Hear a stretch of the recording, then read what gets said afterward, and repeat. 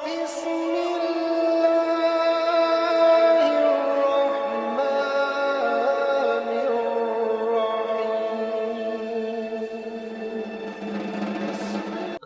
محترم سامعین، السلام علیکم ورحمۃ اللہ وبرکاتہ۔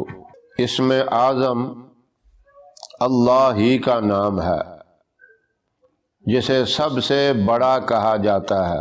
اللہ اکبر یعنی اللہ سب سے بڑا ہے۔ یہ اللہ کی بڑائی صرف زبان سے ہی نہیں بیان کرنی، بلکہ اس بڑائی کو دل کے اندر اتارنا ہے۔ یہ دل کے اندر کیسے اترے گی؟ اللہ کی بڑائی، اللہ کی عظمت دل میں کیسے آئے گی؟ کیا طریقہ ہے اس کو دل میں اتارنے کا؟ کوئی چیز ہے اس کا بار بار ذکر ہو، بار بار تذکرہ کیا جائے تو وہ چیز دل میں اتر جاتی ہے، اور جو چیز دل میں اتر گئی سمجھو سارے وجود میں وہ چیز آ گئی۔ دل پورے وجود کا بادشاہ ہے۔ دل جو حکم کرتا ہے بندہ وہی کرتا ہے۔ آپ کوئی کام کرتے ہیں تو یہی کہتے ہیں میرا دل چاہتا تھا میں نے یہ کام کیا، نہیں کرتے تو آپ پھر بھی کہیں گے میرا دل ہی نہیں چاہتا۔ بات دل کی ہوتی ہے۔ اگر آپ سے پوچھا جائے فلاں جگہ پہ کیوں نہیں جاتے تو کہو گے میرا دل نہیں چاہتا۔ جانا تو آپ نے پاؤں سے چل کر ہے، آپ کبھی بھی نہیں یہ کہیں گے کہ میرے پاؤں نہیں چاہتے، دل نہیں چاہتا۔ کسی کے ساتھ اچھے تعلق رکھنا، آپ کو کہا جائے کیوں نہیں اچھے تعلق رکھتے، یہی کہیں گے دل نہیں چاہتا۔ جو بات ہو آپ دل پہ چھوڑیں گے۔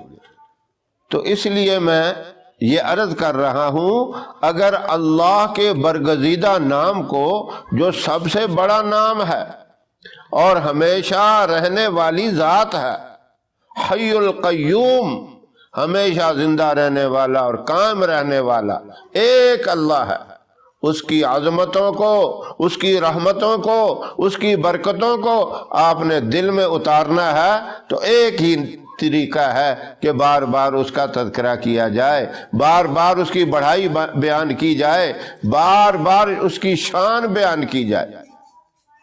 اب یہ شان تو بیان کرنے کے لیے کوئی خاص موقع نہیں، کوئی خاص ٹائم نہیں، دن میں بیان کریں، رات میں بیان کریں، 24 گھنٹے بیان کرتے رہیں، کم ہے۔ اللہ کی بڑائی بیان ہی نہیں کر سکتے، اس کی شان ہم بیان ہی نہیں کر سکتے۔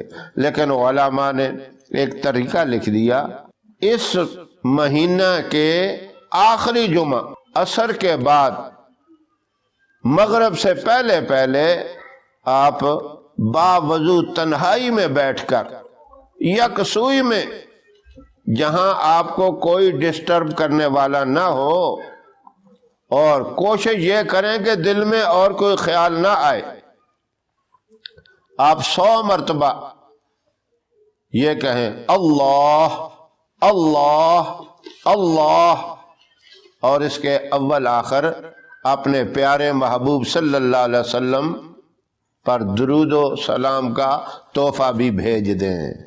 اب اس میں بھی آپ کے لیے کوئی پابندی نہیں، درود پاک 1 دفعہ پڑھیں، 3 دفعہ پڑھیں، 5 دفعہ پڑھیں، 7 دفعہ پڑھیں، 11 دفعہ پڑھیں، یہ عدد ہیں۔ ان میں سے کوئی بھی عدد جتنا آسانی سے آپ پڑھ لیں، یعنی 1 سے لے کر 11 تک جتنا مرضی پڑھا جائے۔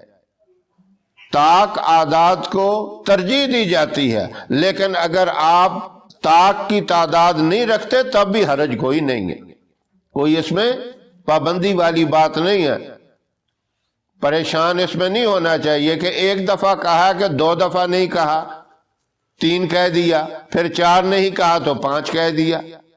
اگر عدد طاق نہ بھی ہو تب بھی کوئی حرج نہیں، لیکن عام اہل اللہ نے یہی لکھا ہے کہ طاق کی ایک خاص فضیلت ہوتی ہے، کچھ اعداد ہیں ان کی بھی ایک خاص فضیلت اور عظمت ہوتی ہے، جس طرح اکثر وظائف 41 دن کے ہوتے ہیں، 40 یا 41 کے ہوتے ہیں، ان کی بھی ایک فضیلت ہے۔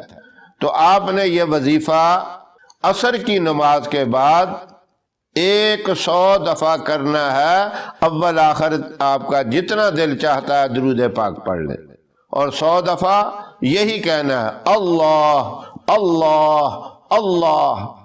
اب یہاں بھی پریشانی کی بات نہیں، اگر 100 سے 2-4 مرتبہ زیادہ بھی کہہ دیا تب بھی حرج کوئی نہیں ہے، ان چیزوں میں پریشان نہ ہو۔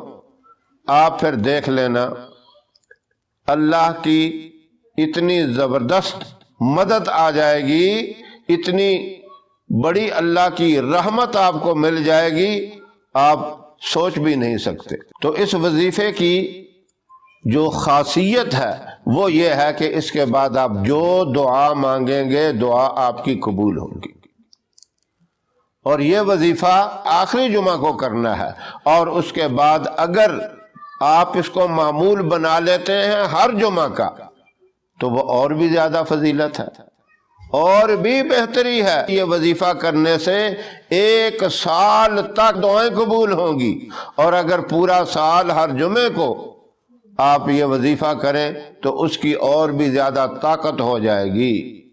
پھر اللہ ایسا معاملہ فرمائیں گے، بغیر مانگے اللہ کی رحمت ملے گی، بن مانگے اللہ پریشانیوں کو دور کریں گے، بن مانگے غیبانہ مدد آئے گی۔ اتنا بڑا اس کا فائدہ ہوگا۔ میں بھی چاہتا ہوں اللہ اس مبارک وظیفے پر جو سب سے بڑا وظیفہ ہے، سب سے بڑا نام ہے، مجھے بھی اللہ توفیق دے اور میرے تمام مسلمان بھائیوں بہنوں اور بیٹیوں کو یہ وظیفہ کرنے کی توفیق عطا فرمائے۔ وآخر دعوانا ان الحمد للہ رب العالمین۔